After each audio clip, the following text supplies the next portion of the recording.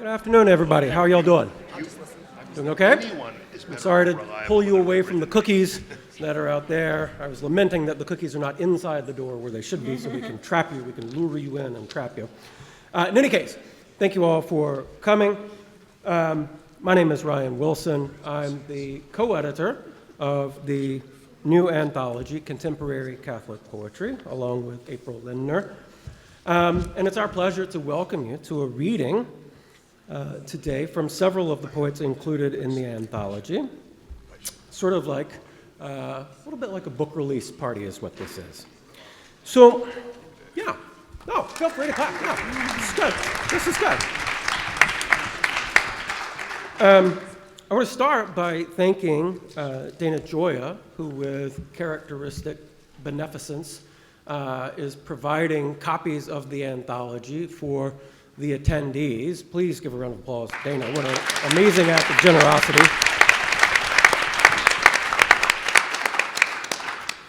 And I also want to thank Lillian Mao. Lillian, are you in the room? Lillian, there's Lillian in the back. Lillian, the publisher, the Paraclete Press. So this book started, I guess, about 5 years ago. Dana called me up and asked me if I wanted to do an anthology of contemporary Catholic poetry. And I was overworked. I think I had, maybe at that time, only 4 jobs instead of 5. But when Dana calls and asks you if you want to do something, you should say yes. So I think very prudently, very wisely, very sagaciously said, yeah, sure. And shortly thereafter, was introduced to April Lindner, and we had a great time putting together this book. What we wanted to do was put together something like a definitive anthology of contemporary Catholic poetry. There have been several attempts at anthologizing contemporary Catholic poetry, but generally they tended to be something like The Editor and All His Friends. And we wanted to do something with a little bit bigger tent and to find the best poets that we could find and provide ample selections to their work, as well as critical biographies in a very short form, bibliographies, to help readers get a footing in contemporary Catholic poetry. Why is that important? One of the things that we were talking about this morning in the panel at UST is carrying the past forward. For me, the image of the writer, the image, in fact, of what culture is Aeneas carrying his father Anchises out of the burning city of Troy. He doesn't leave Anchises behind to die. He picks him up and he carries him out. And he takes his son, Ascanius, or Eunice, by the hand, and so they're walking together. The past, the future, the present. There's a unity there. And what we need for there to be a healthy culture is we need continuity. We need to keep the best of the past. We need to bring it into the present and carry it forward into the future. With many Catholic readers, there's a tendency to linger in the so-called Catholic moment from about 60 years ago. It was a great moment, right? We had Flannery O'Connor and Walker Percy and Powers and Tate and Berryman and all these wonderful writers. But we can't linger there. We can't stay there. The past is gone, like Troy. We have to go forward. The answer is not remain in the burning city. It's also not run and jump in the water and give up. You have to go on your own pilgrimage, on your own journey, your own odyssey, as Aeneas does. So our ambition was to make available, as I say, the best poetry of the present by Catholics in a condensed form so that it's easily accessible, and then to provide bibliographies, so if you like a poet, and you will if you read this book, like a lot of the poets, I promise, you know what their other books are. You can go and purchase them, check them out in a library, etc. So it's important, as I say, that we not just have the past. We have to remember the past, but we also need to be in the present. And so many of our poets do such a wonderful job of blending those together in different ways, as you will hear momentarily. I think that's probably enough from me. So I'll turn it over to my co-editor, April Lindner, who will say some introductory remarks, and then we'll introduce the poets on our panel. For now, thanks again for attending.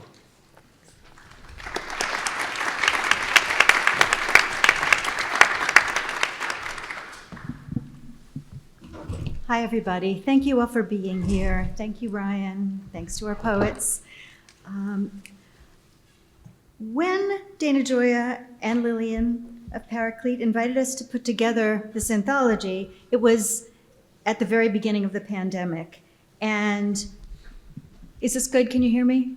Is that good? Okay. And Ryan and I began in a series of phone calls to work through how we wanted to go about doing this, mainly how we wanted to define three terms, the three important terms: contemporary, Catholic, and poetry. And in order to keep the book a manageable size, we decided to begin with poets born after 1950, in or after 1950, if only because to draw the line any earlier would have expanded the book exponentially, and we did, as Ryan said, want it to be portable, not a doorstop. We define Catholic as poets who were baptized in the church and are culturally Catholic, and who haven't publicly distanced themselves from Catholicism. And as for the poetry part of the equation, we wanted not to push any particular aesthetic agenda, but to try, as much as possible, to include poems in a range of styles. So, having done that, we drew up our own lists of poets to include, and negotiations were undertaken until we'd whittled it down to a single list. And then we decided that the best way to do this would be to read every book by every poet we wanted to include and choose the poems that spoke to us most powerfully and memorably. A secondary concern was trying to represent as best we could in the space we had the shape of a poet's career. We weren't necessarily looking for poems that dealt overtly with Catholicism as a theme. Still, when we gathered together the poems we admired the most, we found that Catholicism often peeped through either as a directly addressed theme or more subtly in a poet's chosen imagery. So by the time we'd put together a working manuscript, the world was starting to emerge from lockdown to get back to something closer to normal, but there was something sustaining and heartening to having spent time in our respective lockdowns reading widely and deeply the writing of poets we so admire. And today we are very lucky to have 5 of these poets with us. And I will introduce them in alphabetical order. I'll just do the introductions now, and then I guess we'll read in alphabetical order. I don't know, just to keep it simple. So, after 16 years of a corporate career, Sarah Cortez took her first writing class at the University of Houston and entered the field of law enforcement. She is the author of 4 poetry collections, including Against Sky's Warm Belly, New and Selected Poems, and she's also an essayist, memoirist, and anthologist. Cortez has taught writing to students ranging from 3rd graders to senior citizens and has received multiple distinctions, including the 1999 Penn Texas Literary Award for Poetry. She currently works as a freelance writer, teacher, and reserve deputy in Harris County, Texas.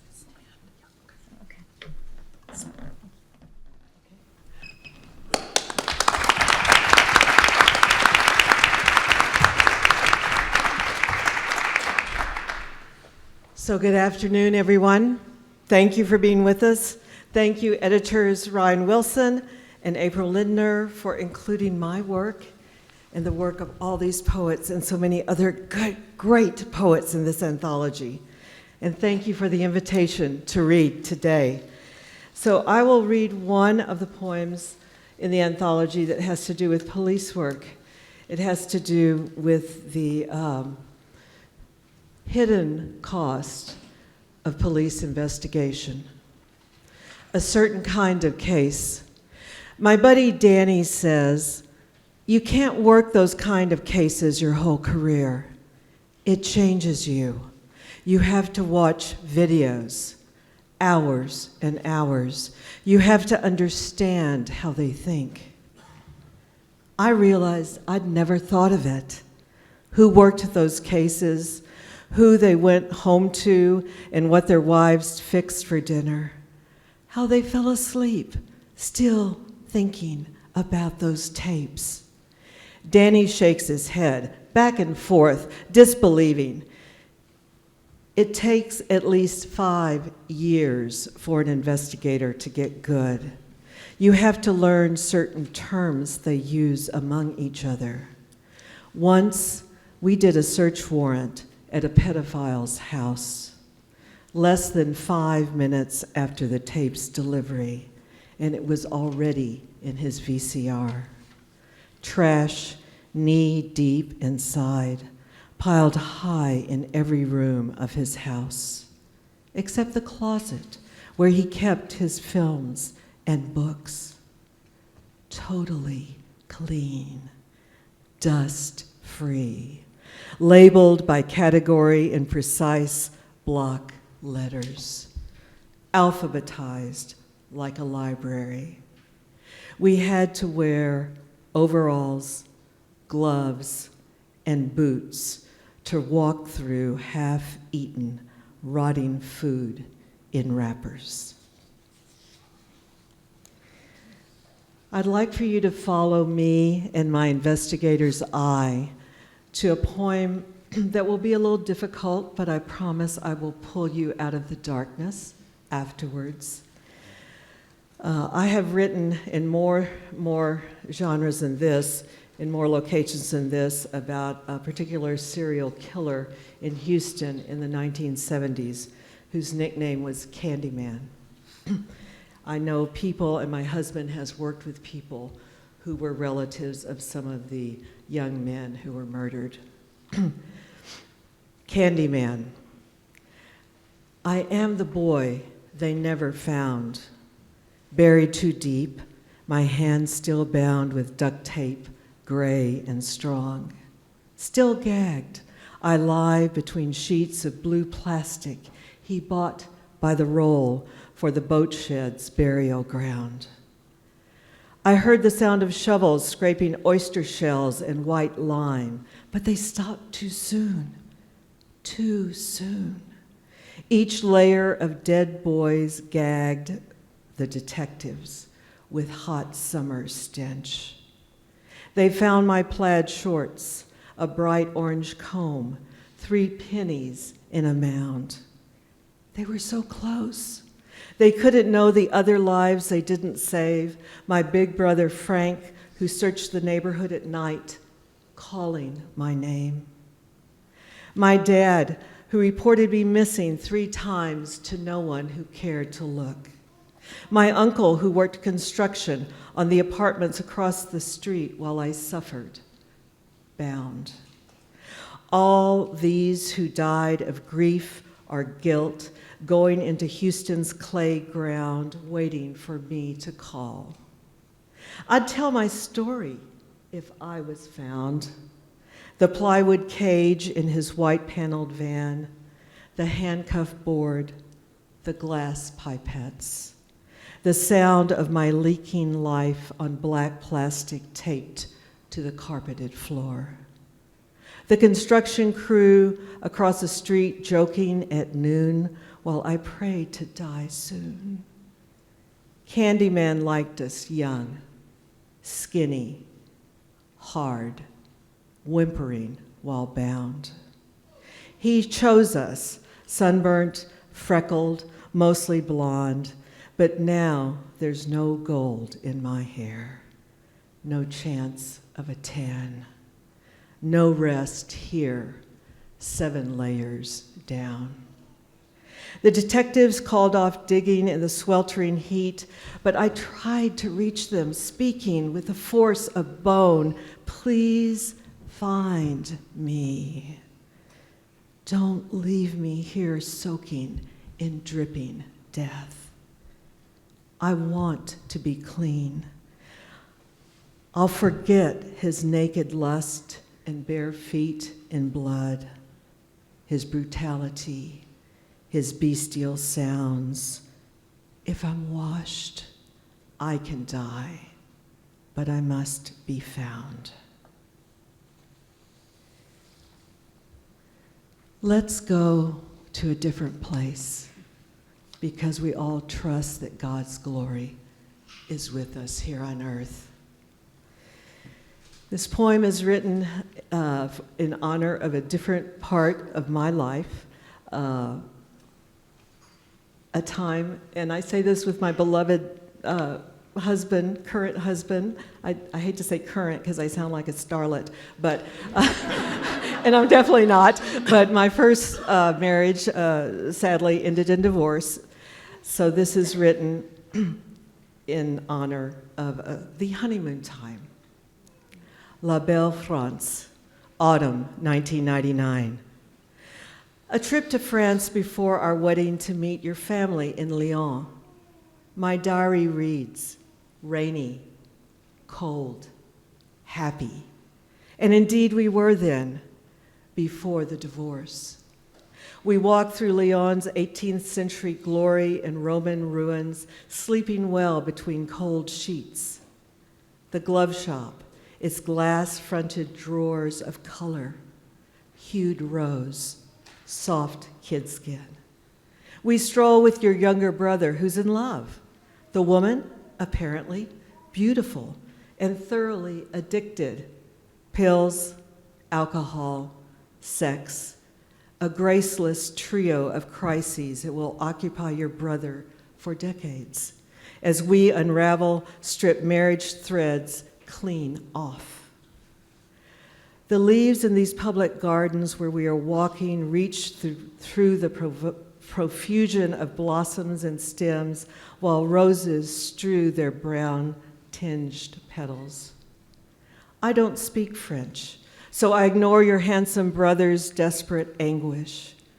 I'm content in the chilly sunshine, watching verdant vines twist vigorous splendor in those raised beds around metal cages.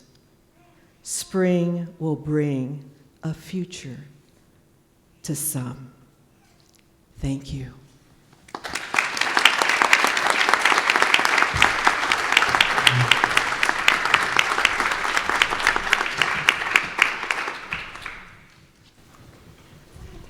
Dana Gioia needs no introduction, but I'm going to try to do him justice anyway. He's the author of 5 full-length poetry collections, 4 essay collections, and 4 opera libretti. The first poet to helm the National Endowment for the Arts, he worked in the business world for 15 years before becoming one of the few contemporary poets to make a living as a full-time writer and public intellectual, co-editing college textbooks and contributing essays to major newspapers and the British Broadcasting Company. He co-founded this conference and also the Westchester Poetry Conference, was California State Poet Laureate, and is a senior fellow at the Trinity Forum. Dana Gioia.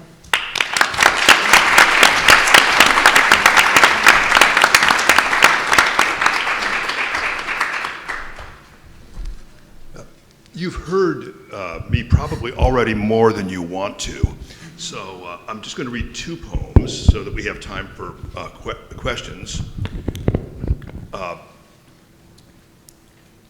When I was working for the BBC, I was over in London and they said, we have a wonderful idea we're doing. We want to have a poem every hour across a day. And so I said, give me midnight. And they said, no, we're going to end at 10 o'clock. I said, well, give me dawn. And they said, Seamus Heaney's already taken dawn. And so I was able to snag noon. And I've written a poem.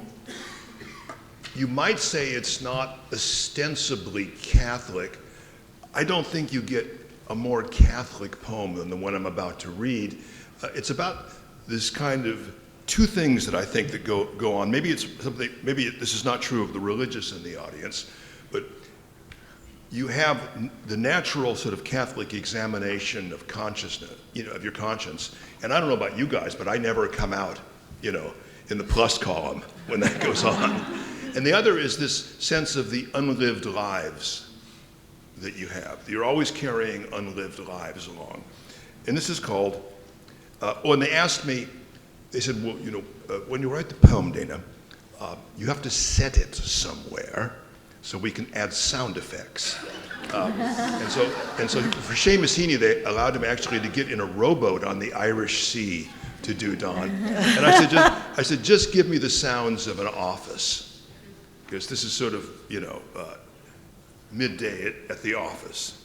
Interrogations at noon. Just before noon, I often hear a voice, cool and insistent, whispering in my head, "It is the better man I might have been, who chronicles the life I've never led. He cannot understand what grim mistake granted me life and left him still unborn. He views his wayward brother with regret and hardly bothers to disguise his scorn. Who is the person you pretend to be?" he says. The failed saint, the simpering bore, the pale connoisseur of spent desire, the half-hearted hermit eyeing the door. You cultivate confusion like a rose in watery lies, too weak to be untrue, and play the minor figure in the pageant, extravagant and empty. That is you. Now, this guy's making me nervous in the front row because he's following along. As soon as I see him do this, I start to make mistakes. So, sir, I want you to close the book out of common courtesy to the elderly. I don't want to sue you under the Disability Act, but I will.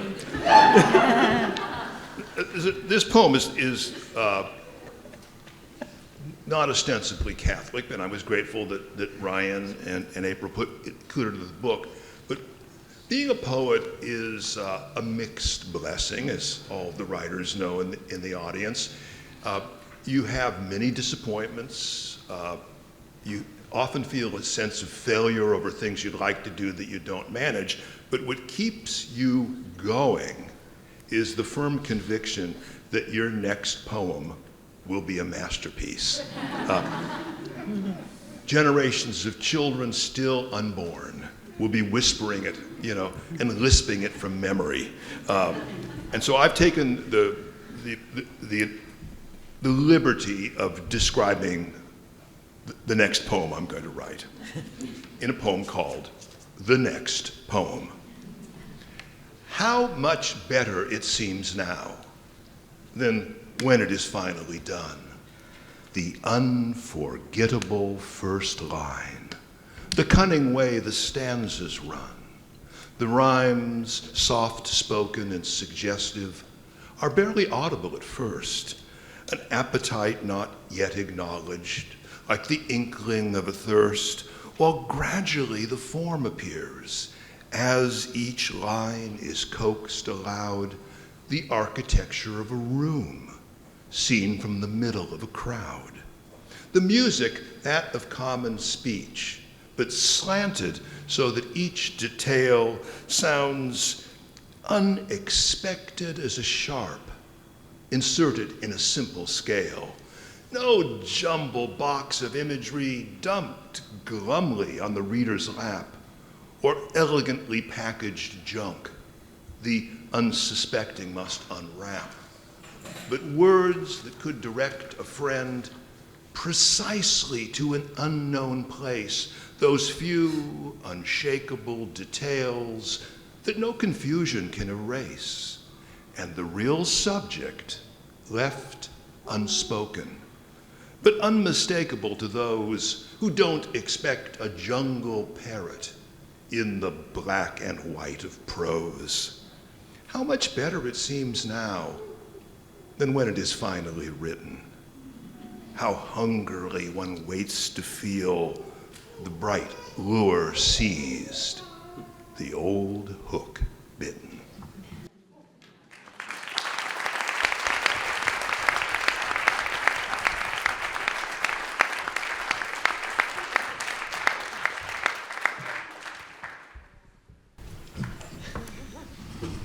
Orlando Ricardo Menes was born to Cuban parents in Lima, Peru.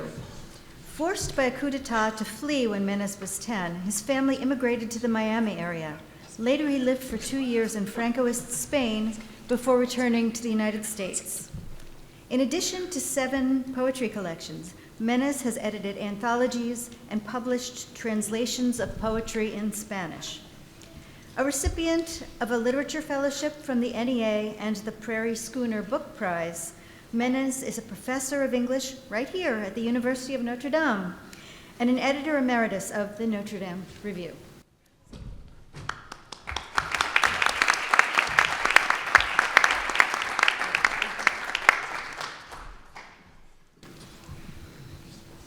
Thank you, April, and I'm genuinely honored to be reading this afternoon here and with these poets. I will be reading new poems, actually. They were just recently published, and they all concern water, the sacredness of water. Here is one of them. It's called Water's Creed. Some say that aloneness is a blessing on a mountain of burning bushes or a desert valley full of manna's scree. But in a world of water, seclusion leads to erosion if one has a heart of stone. Fluids are gregarious, unbound by borders, persistent in their destiny to transgress solid things. In time, the feeblest flows will wear away a granite outcrop, or spritz of surf fracture a basalt precipice.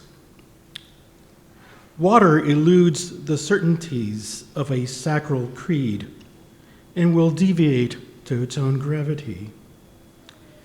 We will never know if one prayer is better than another, or if a supplication is only heard by a sea urchin on a rock.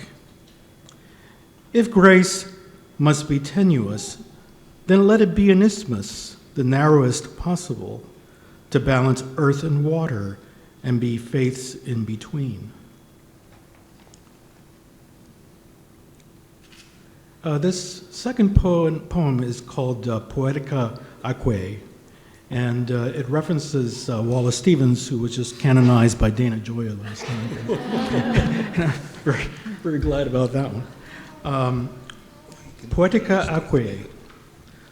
When Wallace Stevens strolls a dawnlit beach without the tyranny of shoes, he makes a poem with his feet, which is why sand is pure music to his ears, as the grains percolate to assonance in the sieve between toes. And with every step, his soul sink and rise in iambs harmonious with the tides that make waves burst to metaphor, doubts recede, and the mind is blessed to conceive water's poetry. What is creation but the miracle sound?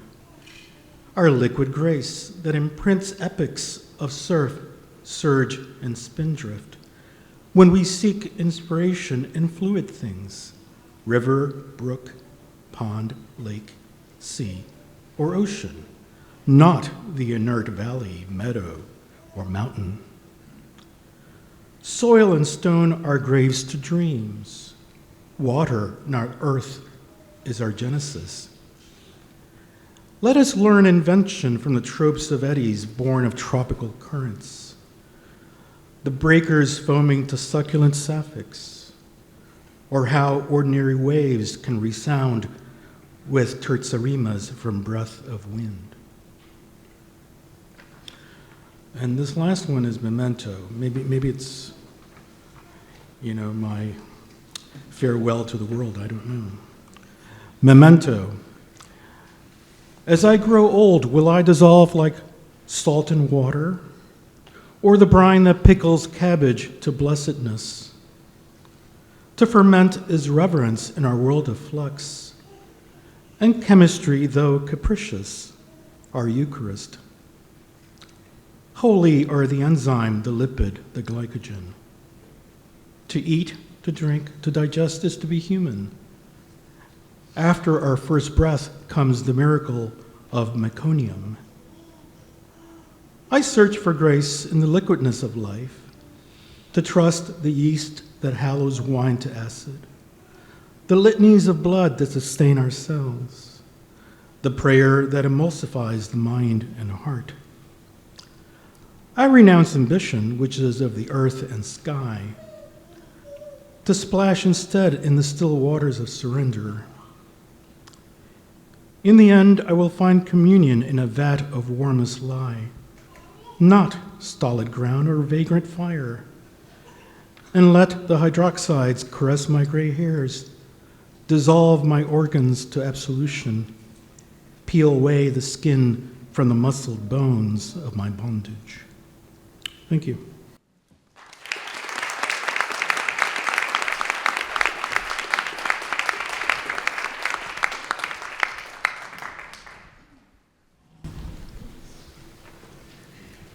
Angela Alaimo O'Donnell has written 11 poetry collections, a memoir, and 3 books about Flannery O'Connor, a literary biography, a critical work, and a book of hours. O'Donnell is also the founder and editor of the series Studies in the Catholic Imagination, the Flannery O'Connor Trust series, published by Fordham University Press. She lives in Bronxville, New York. A professor at Fordham University, she serves as Associate Director of the Curran Center for American Catholic Studies and as a columnist for the Jesuit magazine, America.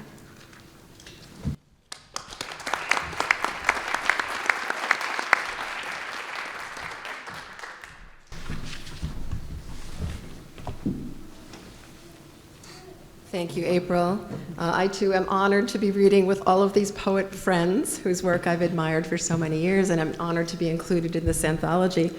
I have to say, I didn't know which poems April and Ryan would choose, so it was a complete surprise to me when I received the PDF file with the poems. And I was so excited that they had chosen poems that I'd written years ago about my family.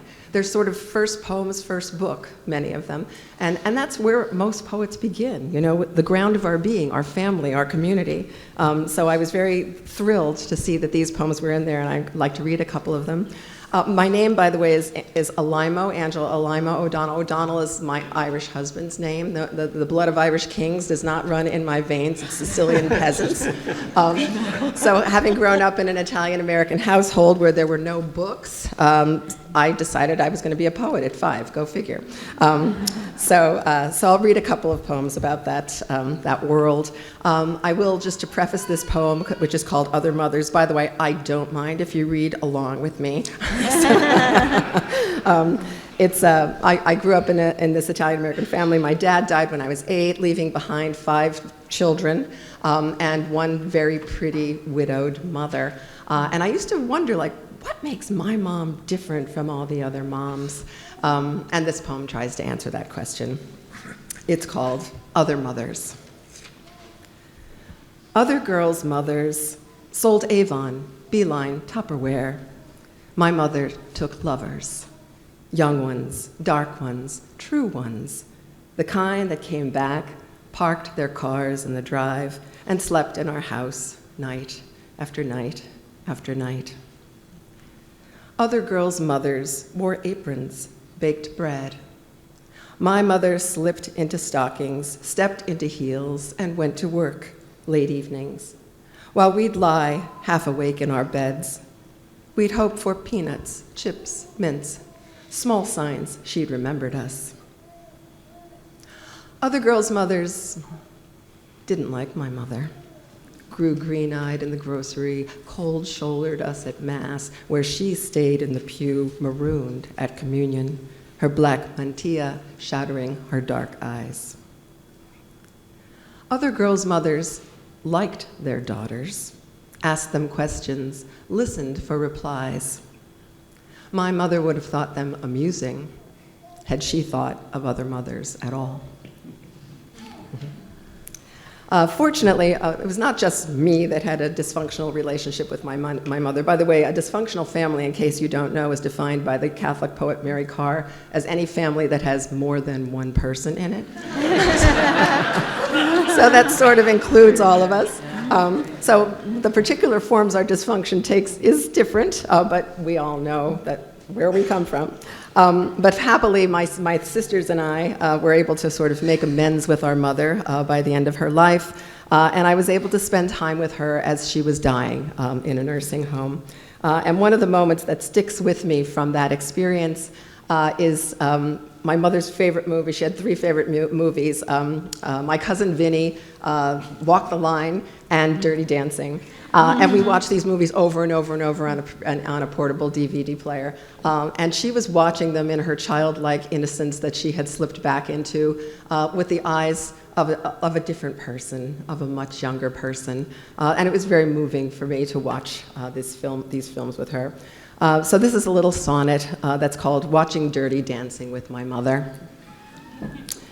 Watching Dirty Dancing with my mother in the sad sleep of the nursing home, we are both surprised by beauty alone, by Jennifer's newfound ecstasy, the passion of young Patrick Swayze as he glides her across the bare wood, lifts her high towards the old god of girlhood, and sets her down, sure of her charm, each step beyond his circling arms.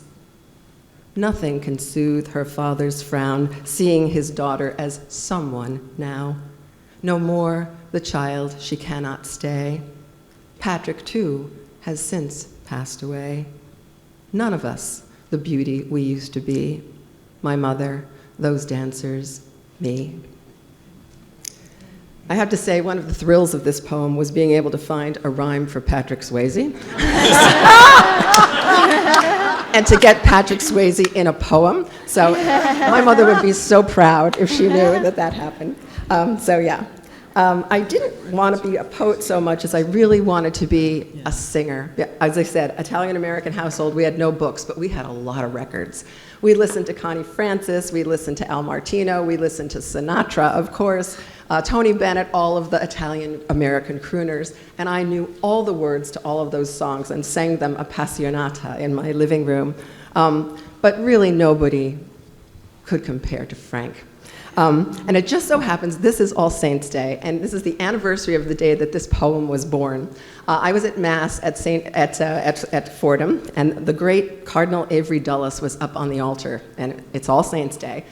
And he comes up to give a homily, and I thought, all right, what can he possibly say about All Saints' Day? We've heard it all. And then Avery Dulles says, "Saints are the most excellent of voices, the most brilliant of stars." And I thought, my God, he's talking about Frank Sinatra.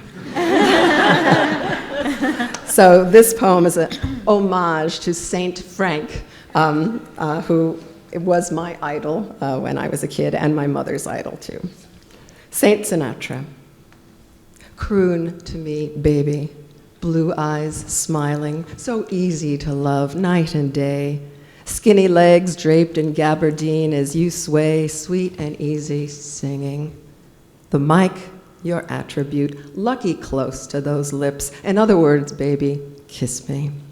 I've got a crush on you, sweetie pie.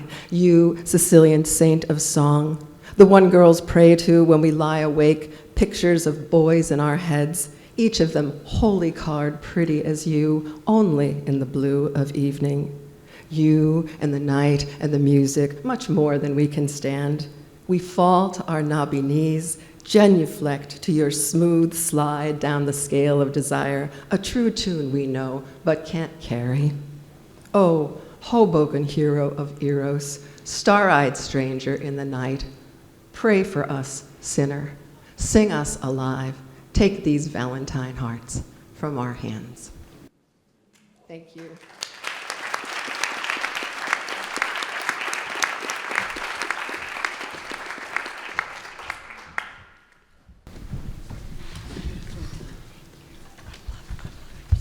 And the last of our readers today is James Matthew Wilson, the author of 14 books, He's been awarded various distinctions by the Conference on Christianity and Literature, the Catholic Press Association, America Magazine, and Dappled Things.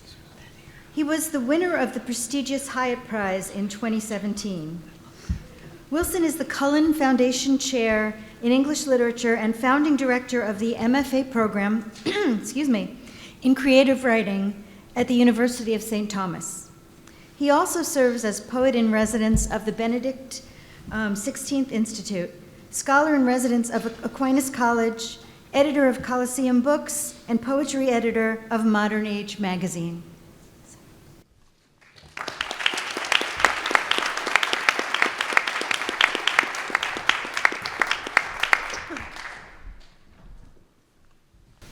Thank you, everyone, for being here. Thank you so much, April and Ryan, for putting this anthology together. It's a really gratifying selection, and to be included in it is a great honor. It also gives me a special pleasure because it has a little selection from each of my published books up to, but not including the most recent one, St. Thomas and the Forbidden Birds. But there's also one poem in the anthology that's not in any book, and it's the one that first appeared in Presence magazine, and then Dana subsequently selected it for the Best American Poetry 2018. So I think I'll start with that one. It's called On a Poem.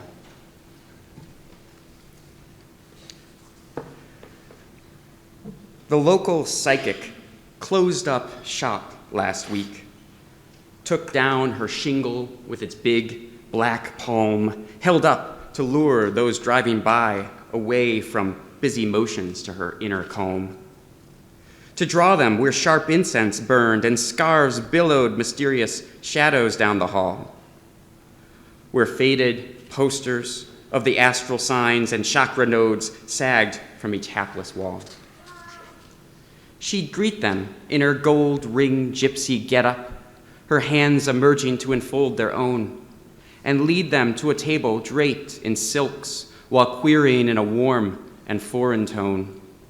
Of late, she'd clutch them with a tighter grip and seek to stretch 1 hour into 2 with natal charts, then tarot cards, and listening for any dead who might be passing through. I'm glad the window's dark, for rent sign hung. But when I see my hands gripped round the wheel, the knuckles growing cracked and lined with age, I think how there is no one who will peel them open, lay the fingers gently straight, and study all those traceries of fate. Hearing a baby cooing here reminds me of having my own first child here in South Bend, Olivia Grace, and the little 2-bedroom walk-up apartment we lived in right down by the Studebaker Mansion in the old Studebaker servants' quarters. And I was preparing a review of a study of contemporary poetry where there's a chapter on sestinas, and the only thing I took away from this chapter on the contemporary American sestina is that no one who claimed to write a contemporary American sestina had actually written a contemporary American sestina. And so even though I had vowed to my old professor, John Mathias, that I would never write a sestina, the sonnet was my baby, I said, hell with it, I'm gonna write a real sestina. And so I pitched aside all of Olivia's baby things so that I could actually have some space to write at the table in my office, which was also her bedroom, and wrote this sestina. There's little room left in this house for poetry, or in this world for any lasting language. The managers and sales reps in the office who've ticketed their holidays are childless and looking toward 5 days of sun and liquor. They care for neither old books nor young daughter.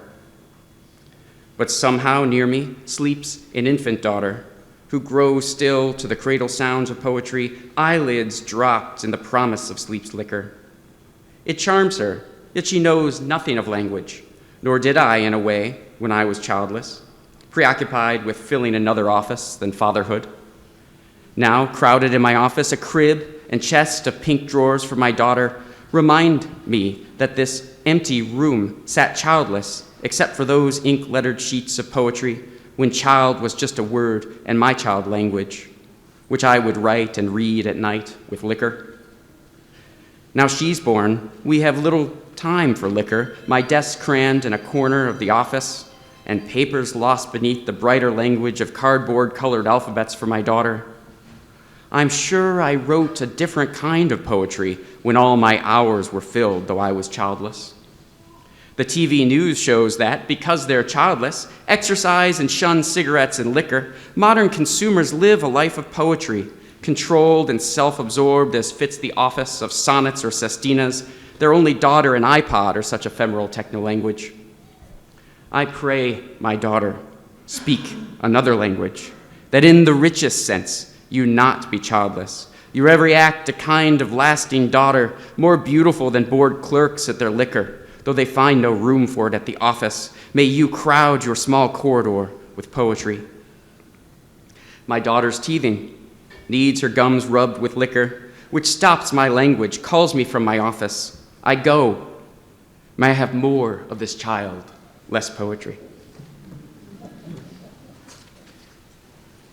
I saw sort of drafted iterations of this volume, and they could have included the sonnet sequence I wrote about strippers. They didn't, so it's a much more family-friendly enterprise, which I think probably everybody's happy about. It's a shame, though, because that sequence was partly based on the story of Manti Te'o, which at Notre Dame would have really been interesting. But I'll leave you with one more family-friendly poem. Speaking of lockdown, I wrote a 15-part blank verse sequence of poems called Quarantine Notebook that recorded the unfolding of quarantine for the first few months of the pandemic, 2 months of the pandemic. And they were published serially, so literally you could get the news from Iambic Pentameter if you chose to go to the Dappled Things website. I'll just leave you with the entry for April 15th, 2020. The children whirl in circles round me there, Axis and father of them all, their bikes humming against cold air, the flash of wheels ripping about the empty parking lot outside the shuttered public library. The only person who intrudes upon their endless free procession, one old man who comes each day and plugs his laptop in with an extension cord, its long orange line led snake-like to an outlet in the stone. He sits there in his car's back seat, a door cracked to admit the power, his white head ignoring us and bent in concentration, as if pure thought turned in upon itself. But he should see how those kids whip their way and narrow that in greater orbits flying as do the hosts of feathered seraphim, formed rank on rank, enclosed in brilliant wings, and giving of the plenitude they circle, from greater to the lesser, so that all share in the splendor of the sourceless font, that boundless wheel of light which kindles all. Such ecstasy and glory have they found in their but recently acquired balance. They coast within a haze of radiance.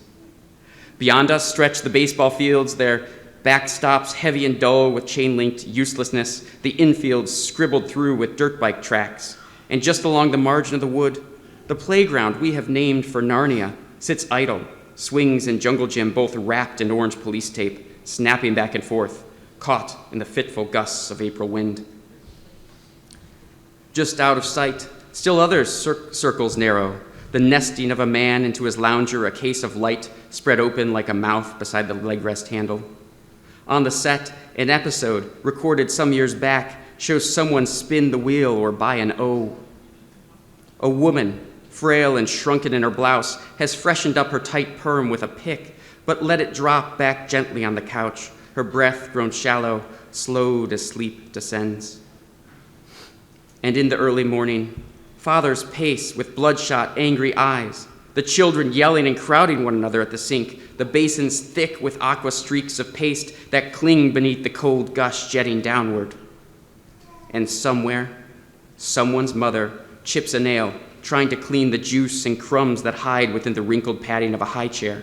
And someone locked inside a studio whose heart is racing with the boredom, reels eyes from phone to book to alley window, while in the paper, blotches pullulate and overlap upon a printed map like an old stack of tiddlywinks we've scattered. Our dogwoods now stand prim with pinkish flowers, the maple in the side yard, bulging clusters, while apple and magnolia shed last petals and skirts that radiate about their trunks. Yet even now, the seasons, gripped with chill, and I find, twisting in the air, a few stray flurries wend their pointless journey down, as if to warn us all that comes to pass will be turned back upon itself in time, however much time seems one long straight line. And in that spiraling about an axis, we may see fate, but fate has its own order, and order brings with it a kind of freedom. As Thomas proves when he repeats each arc about the lot, as if it were the cosmos, that place of churning planets, winding stars, and singing angels covering their eyes, his cycle racing wild its spinning pageant, so fast I hardly note the trepidations. Thank you.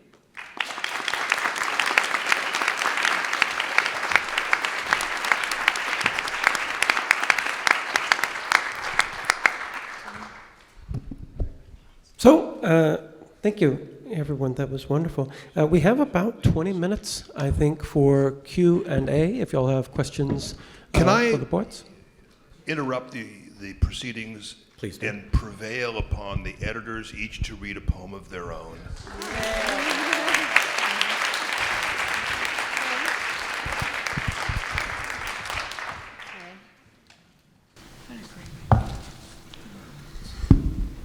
Thank you, Dana. That's very kind of you. I'm going to read a poem written for my son Noah, who is 29, written when he was a toddler. And that's probably all you need to know. The poem is called Carried Away. One rainy night we sat in traffic, and overtired in back, you saw a wind-whipped grocery bag afloat beyond the clutch of jagged branches, swept by gusts and whirled in eddies. A sudden downdraft swooped it earthward, where it danced till with a whoosh, a current luffed it past the power lines. Disowned by gravity, small ghost, not yet snagged by twiggy fingers, it couldn't reach the earth. Thin-skinned, it pulsed, translucent jellyfish. You wept and pled to be let out into the dark and slanted rain, to somehow save that desolate thing. The light turned green, and still you begged, go back, on its behalf, caught and held, bossed and tossed by a will much greater than its own.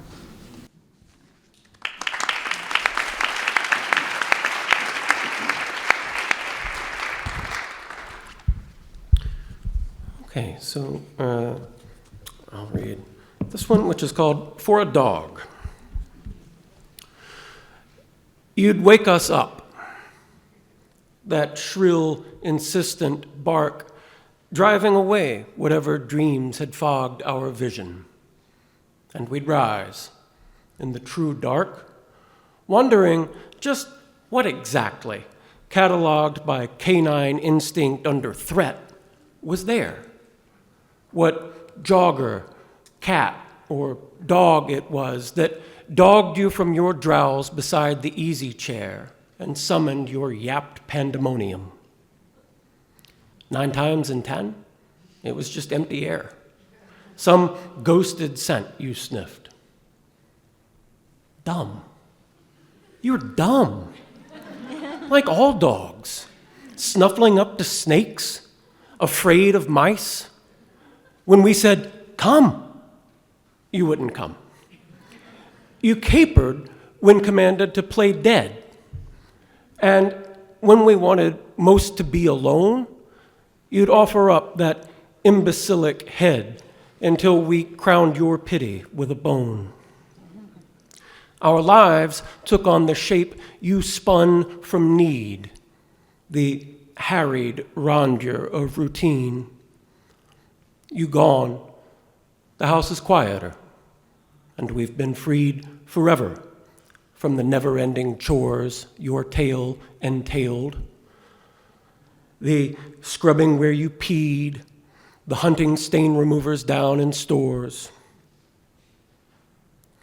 What's hardest are the peaceful hours we wanted so much, when you were scratching up the doors and howling at some phantom thing that haunted the world without, some threat we couldn't see that you were desperate to have confronted.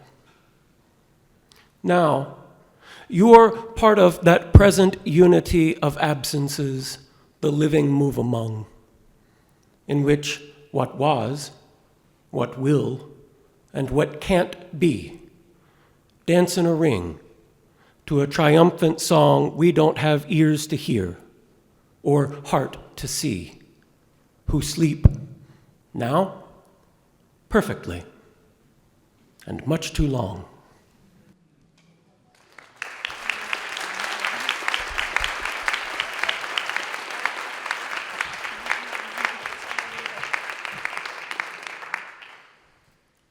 Right, but back to the questions.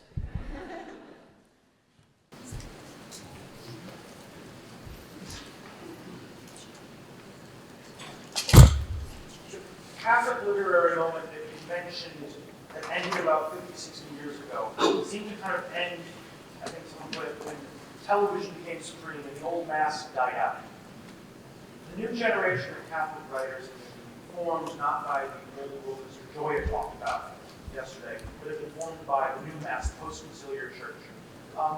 May I ask what your poetry has, how that has been formed in your experience of the liturgical life of the church today, for better or worse? Don't look at me. Yeah, starting, James, you want to? Yeah. If you grow up in a church that looks like a huge barn with tin sides and is ugly as sin inside, and then you go to college and at a public university you hear about Dante for the first time, you think you've been lied to. And that's how I mean, coming to the depths of Catholicism is not an experience akin to what Dana experienced and told us about last night. And then Angela got to mention the wonderful essay she wrote for the Westchester Conference years ago about her childhood Catholicism, which I remember when I read it, I said to her, I wish I'd written that. But of course I couldn't write it because it was about a totally different world. It was a world where people actually knew how to fear God. So I've felt like so much of my literary growth has been an act of trying to return to origins and foundations, and not in a nostalgic way like Minerva Chivi, where I cringe at a khaki suit and prefer iron clothing, but where, you know, we're trying to recover as much as we can of the universal church and be a participant in it. Well, I'm old enough to have to remember the Mass in Latin, so I don't know if what you said really applies to me. I mean, the Catholicism that had the most imprint on me was really a Counter-Reformation Catholicism, you know, with saints and, you know, and the Mass in Latin, and I mean, I lived until I was 10 in Lima, Peru. I mean, processions and all that, you know, it's, yeah, so I really have not been formed by the post-Vatican Council II Catholicism, to be honest with you. So, there you go. The liturgy has changed, but our existential situation hasn't. You know, we are born in a world which we find beautiful, and yet we don't feel entirely at home in. We have a sense of our own imperfection. There's a difference between what we want to do and what we actually do. Once we surrender to God's grace, you know, we understand that that is the only thing that, in a sense, can reconcile us. You know, we look towards the continuity of the living and the dead, of the physical and metaphysical, of the temporal and eternal. The rest is maybe not decorative, but it's simply the language in which we celebrate the sacraments. But I think that the basic situation that a Catholic is keenly aware of, which generally it seems the rest of contemporary America isn't, because we live in a society which believes you never get old, there's no such thing as sin, everything goes, that, et cetera, et cetera. So I think we're still a pretty weird and different people, and that's what we write about, individually and collectively. So, in trying to understand the question, I think I'll respond much as Orlando responded, which is, for a certain part of my life, it was before Vatican II, and before other certain monumental changes within American culture. And for my experience of it was, I attended a Catholic school. We loved the nuns, we loved the priests, and they were people to be respected, admired, and loved. They appeared to be sure of what they were doing, and they were not filled with anger. So, we were singing Gregorian chant in 3rd grade, and you better believe the nuns made sure we knew what it meant. And it was an incredibly gorgeous liturgy experience and culture to grow up in. Of course, we can't go back. I can't go back. None of us can go back. I'd like to move from that observation to a quick observation about most of the writers I work with. I run a Catholic nonprofit. We work with children, teens, and adults on the skills of writing with Catholic vision.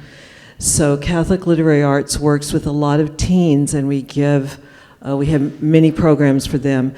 But my experience working with the teens, and Dr. Wilson comes every summer to work with the teens, and Bridget Pasulka, a fiction writer, in his program comes every summer. And these teens have a great hunger and desire and need for beauty. They also have a great intellectual hunger that often is not fed in the circumstances of their school year. So they absolutely adore Dr. Wilson, and they adore beautiful liturgy. And I don't think, not that Dr. Wilson is associated with beautiful liturgy. I was about to make an analogy that perhaps was unfair, but I think when you're dealing with God's truths, the eternal truths, access through truth, beauty, and goodness, that you're very close to dealing with the kind of traditions that I believe most of us are trying to work within. Oh, thank you for this question. It's such a great question because it gives us all a chance to reflect. And I'm thinking about my own, I'm old enough to remember, just barely remember, the pre-Vatican II church and the Latin Mass. And I just remember being very scared when I was in church because I was a very little girl and I didn't understand the language that they were speaking, and the priest had his back to us, like, what was that all about?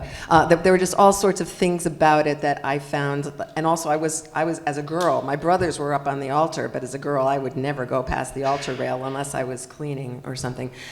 So the changes with that came in Vatican II were very much welcome on my part as an individual. Also, I grew up in an immigrant Catholic family, so we were not good Catholics. I mean, so much of our Catholicism was do-it-yourself, folklore-infused Catholicism, very superstitious grandparents.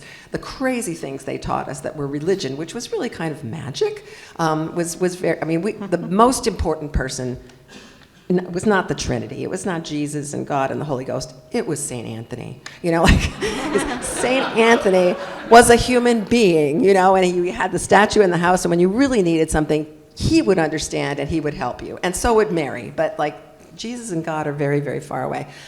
So, you know, and also we were bad Catholics because we were Italians. When I married an Irishman, I couldn't.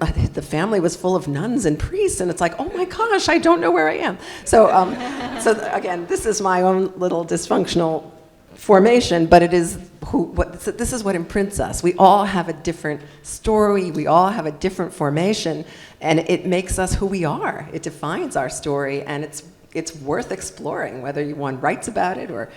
And the other thing, of course, about the church is, you know, we're just always exposed to beauty. You know, we're just very, very fortunate. I'm reminded of this whenever I walk into a church that's not a Catholic church, and even the ugliest Catholic church that I grew up that was in my neighborhood, like, was so much nicer. You know, when I would sit there and not know what was going on in Mass, I got to look at the stained glass windows and see Adam and Eve and the serpent, and like wonder, like, what's going on there? They have no clothes on. You know, it's so interesting. Whereas then I go into the Lutheran church in which one of my sons got married, because he married a very nice Midwestern Lutheran girl, and like you look at the stained glass windows and it's like shapes. It's shapes. There are no people. There's no representation of story, and all of that wealth we have, we continue to have, and we will continue to have. We own St. Peter's. We own the Pietà. I mean, this is our church. This inheritance of beauty that we have, that all of us are continuing to contribute to through our poetry. So I really don't lament about the past. I think as Catholics, we're forward-looking people. We're Easter people, and we have a lot to be grateful for. So that's my story. I'm sticking to it. Yeah. First, I feel bad. So many of our panelists, you know, James, you're talking about the church, you know, it was like a barn. I had the great good fortune, my parish church growing up was St. Joseph's in Macon, Georgia, which is called the Jewel of the South. It's one of the most beautiful churches around, and it sort of makes no sense because it's in the middle of the Protestant Bible Belt, and here's this church that looks like it should be in Europe. But in any case, yeah, you know, as a boy, I suppose the places I was happiest was the places were one at my grandparents' farm in the fields, and then at St. Joseph's. And what they had in common is not just beauty, but significant beauty. Everything is there for a reason, and liturgically, everything, there's a reason for everything. And I think in terms of how that influences my writing, I'm very hard on myself. I want to be able to justify every syllable. I want every syllable to be participating in some pattern or multiple patterns simultaneously. I want there to be a number of orders simultaneously in the way that there are a number of orders happening in terms of aesthetics at St. Joseph's, where I still feel most at home. I was just there 2 weeks ago again, and it's just wonderful.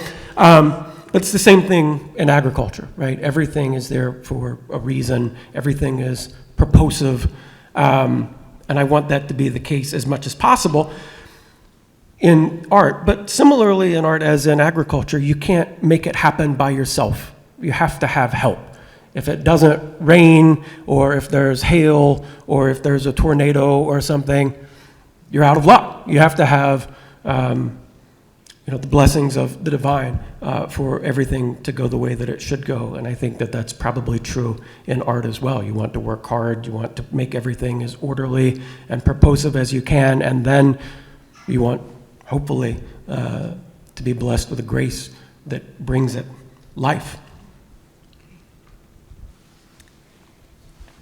So I was Catholic in my early childhood. And then for complicated family reasons, my family became Lutheran. And then we lapsed completely.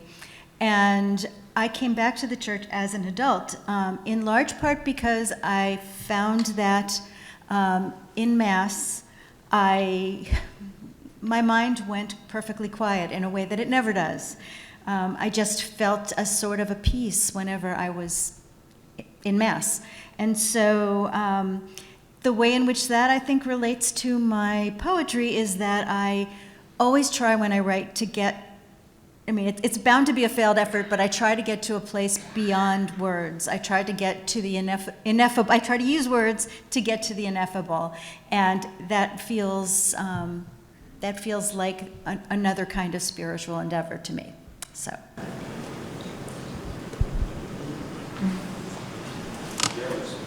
Looking back at the poems you've all read, it seems to me a great many of them are about family. Mothers, spouses, siblings, children, even the dog. And of course, it makes perfect sense. These are the relationships that complicate and enrich our lives.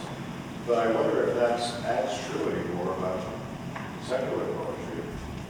In a culture where the traditional family has been declared all the dead. And I wonder how the experience of family has affected the fact that you write and the way you write.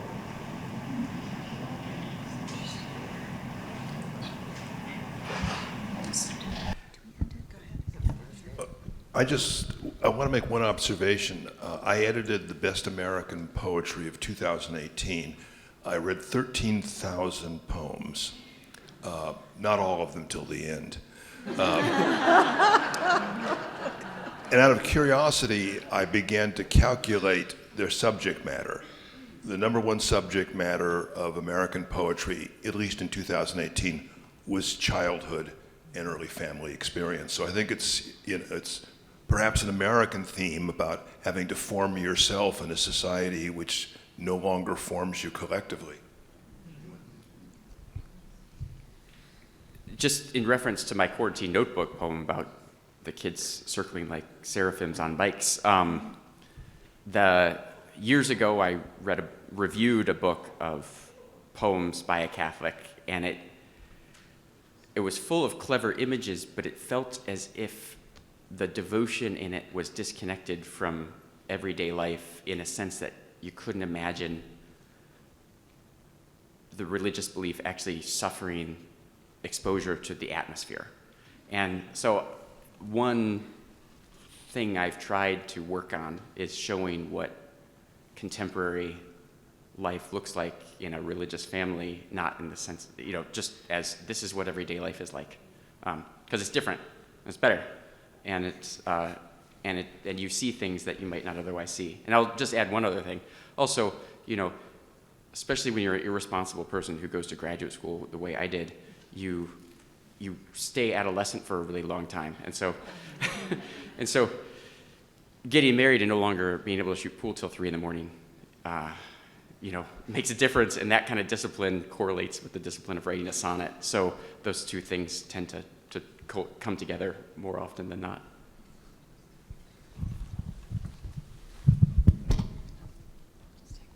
I don't need 2 mics. Use them. It's a very interesting question. It's the ground of our being, It's who we are. This is where we find our identity as part of this first community of people. They name us. We come out and they name us. And then we grow into that name, and we have these brothers and sisters. And this is, so I think, and I actually can speak to this from experience. I teach, every course I teach, whether it's a literature course, a creative writing course, I give the students the option, I don't make them, I give them the option of writing, instead of a final paper, 14 sonnets. These are students who have never written a poem before in their lives, but they take the sonnet assignment because it's like, well, that's only 96 lines. That's so much easier than a 20-page paper. I'm going to take that, and then they start to write the sonnets, and they are astonished at how difficult it is, but also astonished at how fast they learn, and how fun it is, and how good the work is that they produce. But I give them that you can write, first about 99% of the students take me up on the offer, and then of those, I would say you can write about anything you want, anything in the universe. But they all write about their families. And families of all shapes and sizes. Dysfunctional families, one-parent families, no-parent families, families that have moved all over and they don't even have a place that they call home, families in which I just got one recently, in which one of the siblings murdered the mother. I mean, one of the other things the thing I love about this assignment is I learned so much about my students. That we're sitting there for 15 weeks together and we're having these intimate conversations in a seminar style. I don't know what's going on in your life. And then they write these sonnets and they're very forthcoming. And they're writing about something they care about, their families. So they invest themselves entirely in this and then they share it with the rest of the class. And everybody says at the end of the semester, this is the best class of the semester.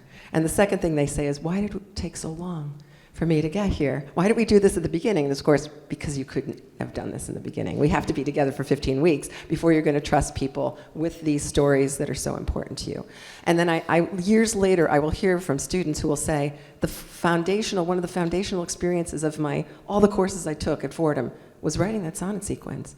I always tell them, you should take me up on this offer because nobody is ever going to give you this offer again.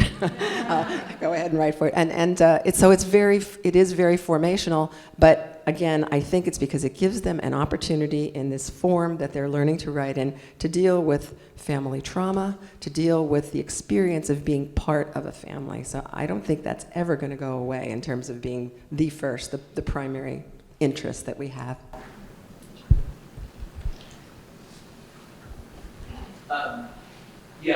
Thank you. I'm very grateful to Dana for the YouTube videos you've posted about poetry, because for someone like me who didn't have a rich educational introduction to poetry, I found them helpful and pushed me forward in reading poetry. And I believe in one of those videos you kind of make an argument or just assert a fact that poetry, spoken poetry, is sort of the first human art form in some sense. And so with that in mind, I wanted to ask maybe each of you, I don't know if you've looked through this, who in this anthology who is not on stage would you most like to have or most recommend us hearing? Would you like to sit around the fire and hear them read or share a poem? Diplomatically, I should say everyone. My answer, though, is my friend Franz Wright, who died, I think, 9 years ago now. It would be great to see him again. That's a lovely thought because I was in another anthology edited by Marianne Miller. Is Marianne here? Okay, St. Peter's B List, which came out from Ave Maria Press a few years ago, and I think some of us have poems in that anthology. And so whenever we would have a reading, we would always read one of our poems and then read one of somebody else's, a poem that we really like. And I really enjoyed that. It was a great way to be able to showcase other people's works. But I think, sadly, the person that I would most like to read is no longer with us, Bridget Pagine Kelly. Excellent, fine, wonderful lyrical poet, so I highly recommend her work.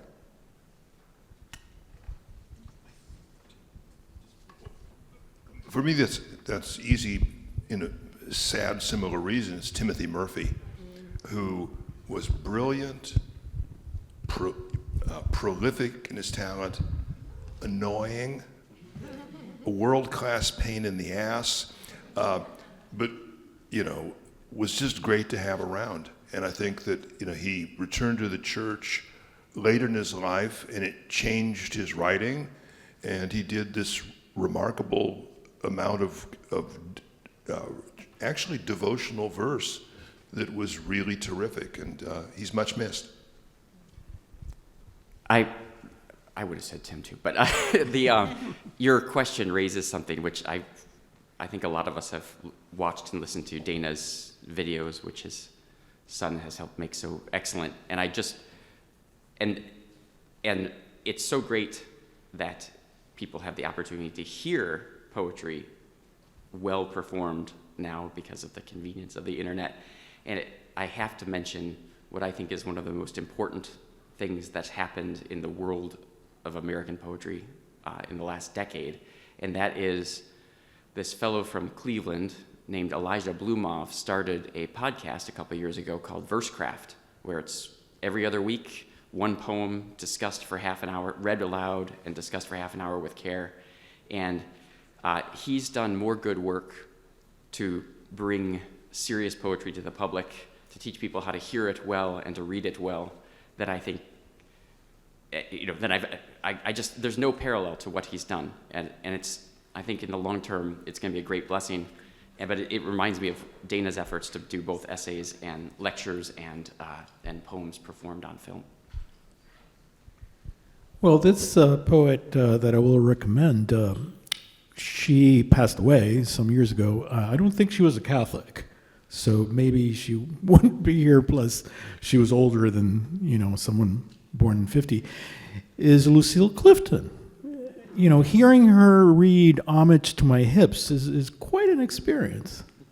You can watch her on YouTube, as a matter of fact. Just how the vernacular is so musical in her voice. Anyway. Okay. And I would add Alfred Nicole, who is not as well known as he should be. He is in this anthology, and he's just a humble, kind of generous man and a wonderful poet. And I am noticing that we have gone over our allotted time. So thank you all for being here.